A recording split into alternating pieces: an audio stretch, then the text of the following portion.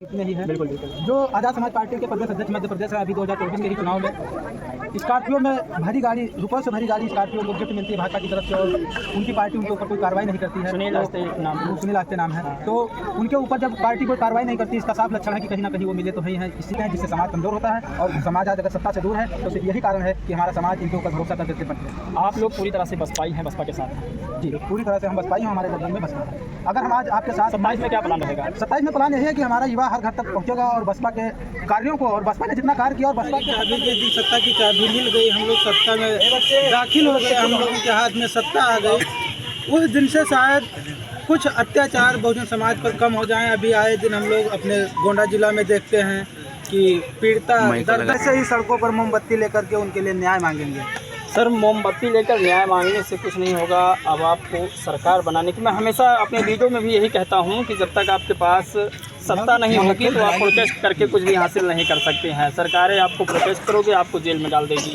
तो आप लोगों को चाहिए कि सरकार बनाए, लेकिन कैसे बनाओगे? 10-10 लोग इधर उधर भटके हो आप लोग, तो ऐसे में कैसे सरकार बना सकते हो? सारे संगठन अलग अलग है।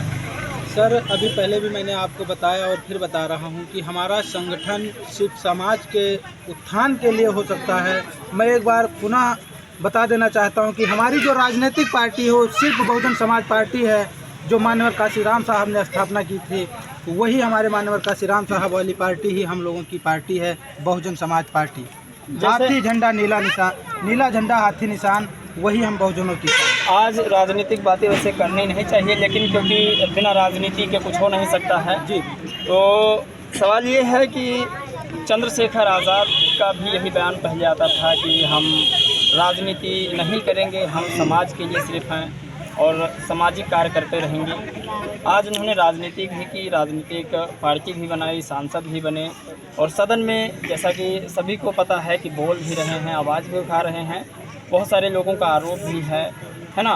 तो क्या लगता है जो आपका संगठन है वो राजनीतिक पार्टी नहीं बनाएगा, बसपा को कमज़ोर नहीं करेगा?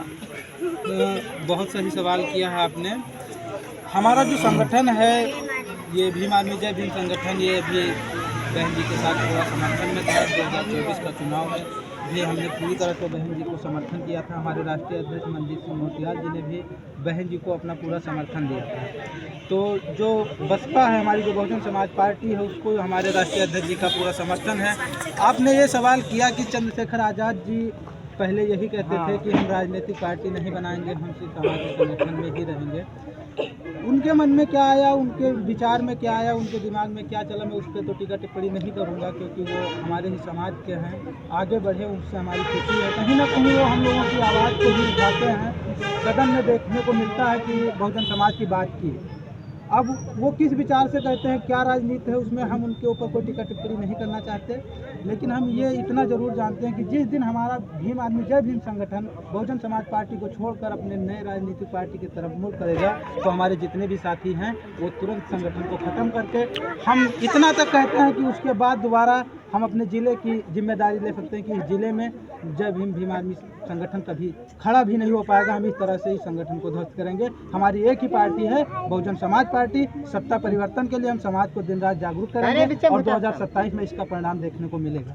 अच्छा, चंद्रशेखर का एक सवाल था कि लोगों ने जब उनसे पूछा कि पार्टी आपने क्यों बनाई, तो उन्होंने कहा आरपीआई के रहते हुए काशीराम साहब ने क्यों पार्टी बनाई, उनका सवाल था। और लोगों का जो सवाल है कि चंद्रशेखर आज़ाद बीजेपी से मिले हुए हैं, इसका लक्षण भी आपको बता दें। आज पार्लियामेंट में, संसद भवन में आज क्या हुआ कि रामदास अठावले जी कह रहे थे कि दोबारा आपको सांसद में बनाऊँगा, और रामदास अठावले आरपीआई के राष्ट्रीय अध्यक्ष हैं। और इतने ही है। बिल्कुल बिल्कुल। जो आज़ाद समाज पार्टी के प्रदेश अध्यक्ष मध्य प्रदेश है, अभी 2024 के ही चुनाव में स्कॉर्पियो में भरी गाड़ी, रुपये से भरी गाड़ी स्कॉर्पियो को गिफ्ट मिलती है भाजपा की तरफ से, और उनकी पार्टी उनके ऊपर कोई कार्रवाई नहीं करती है। सुनील आस्ते नाम है। तो उनके ऊपर जब पार्टी कोई कार्रवाई नहीं करती, इसका साफ लक्षण है कि कहीं ना कहीं वो मिले तो ही हैं। इसी से बहुजन समाज पार्टी को कमज़ोर करने के लिए ही ये चीज़ बनाई गई थी। माननीय काशीराम साहब ने कहा था, एक किताब लिखी थी चमचा युग, तो ये चमचा युग लागू हो गया है। और ये वही चमचे हैं जो अपने थाली थाली के खाने को परस कर दूसरे थाली में देते हैं, अपने समाज को कमज़ोर कर करके दूसरे की गोदी में ले जाकर बिठाते हैं, जिससे समाज कमज़ोर होता है। और समाज आज अगर सत्ता से दूर है तो सिर्फ यही कारण है कि हमारा समाज इनके ऊपर भरोसा कर करके बंट गया। आप लोग पूरी तरह से बसपाई हैं, बसपा के साथ हैं? जी, पूरी तरह से हम बसपाई हैं, हमारे गर्दन में बसपा है। अगर हम आज आपके साथ 27 में क्या प्लान रहेगा? 27 में प्लान यही है कि हमारा युवा हर घर तक पहुंचेगा और बसपा के कार्यों को, और बसपा ने जितना कार्य किया और बसपा के सत्ता में रहते हुए इनको कितना संरक्षण था, इनका जो अत्याचार था, जो इनकी स्वास्थ्य व्यवस्था थी, जो इनके शिक्षा व्यवस्था थी, कितना जोर दिया बहन जी ने। उत्तर प्रदेश में आपको याद होगा शायद 6 बजे सुबह जिला अस्पताल में मुआयना के लिए पहुंच गए थे बहन जी। उन्होंने किसी को ये नहीं बताया था कि मैं आ रहा हूँ। आज के जो नेता हैं वो आना होता है तो 1 हफ्ता पहले बता देते हैं, भैया तोरे यहाँ आई बा तो चूना को बढ़िया मार दी जाता है। वो बहन जी ही थी जो 6 बजे सुबह उठ करके स्वास्थ्य व्यवस्था का चेकअप किया और क्या कहते हैं उच्च व्यवस्था दिया। चाहे चूना का तो विरोध शायद ब्रजेश पाठक ने किया था कि मैंने नहीं कहा है, आपने कहा तो याद आया। ब्रजेश पाठक शायद उसी में पहुँचे थे, चूना लगाया गया था जी, तो उन्होंने कहा नहीं मैंने चूना मारने की बात नहीं कही थी जी। तो वैसे अच्छा लगा, लेकिन कैसे सरकार बनेगी ये समझ नहीं आ रहा। सर, सरकार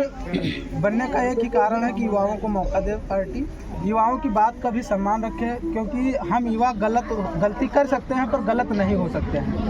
गलती बहुत धन्यवाद आपका। प्रदेशों में आंदोलन हुआ, लेकिन पंजाब में ये आंदोलन भीषण हो गया और वहाँ की सरकार ने राजनीति करते हुए हमारे युवाओं को मरवा दिया।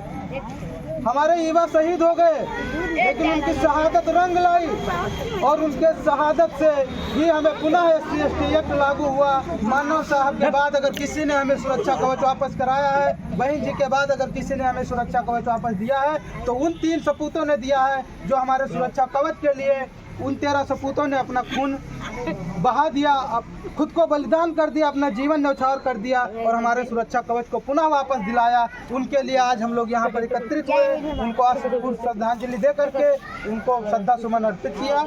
हम लोग कैंडल मार्च निकालने का सिर्फ एक ही मतलब था, सरकार तक ऐलान जाना चाहिए कि जिस बहुजन समाज में अभी 13 युवाओं ने शहादत दी है, अभी ज़रूरत पड़ी तो 13 लाख लोग फिर से शहीद होने के लिए तैयार हैं। लेकिन भारत सरकार को ये पता होना चाहिए कि इस देश में बहुजन समाज युवाओं ने शेर पैदा किए हैं, न कि गीदड़ पैदा किए हैं। जब भी हमारे हक अधिकार की बात होगी हम सड़कों पे उतर कर उनके छाती पे लात रख के उनके हलक से अपना अधिकार छीनना जानते हैं।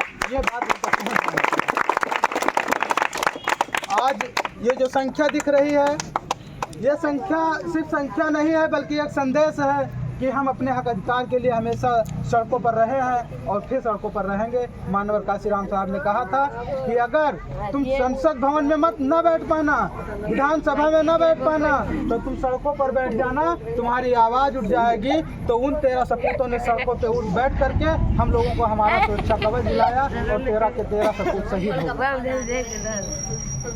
आज उसी उपलक्ष्य में हम लोगों ने कैंडल मार्च निकाल करके आप लोगों के द्वार तक आए, आप लोगों को इसकी जानकारी दी। आप लोग अपने बच्चों को पढ़ाइए, जब पढ़ाएंगे तभी आपका बच्चा हक अधिकार जान पाएगा, तभी आपका घर का बेटा अपने हक अधिकार जान पाएगा, तभी उसका विकास होगा। क्योंकि ये जो सरकार है ये सिर्फ आपके वोट के लिए सरकार है, बाकी ये हक अधिकार आपका छीनना कभी भी नहीं चूकती है, न कभी भी भूलती है। आए दिन किसी न किसी मुद्दे पर आपके हक अधिकार पर इसकी नीयत खराब रहती है और हाँफना चाहती है।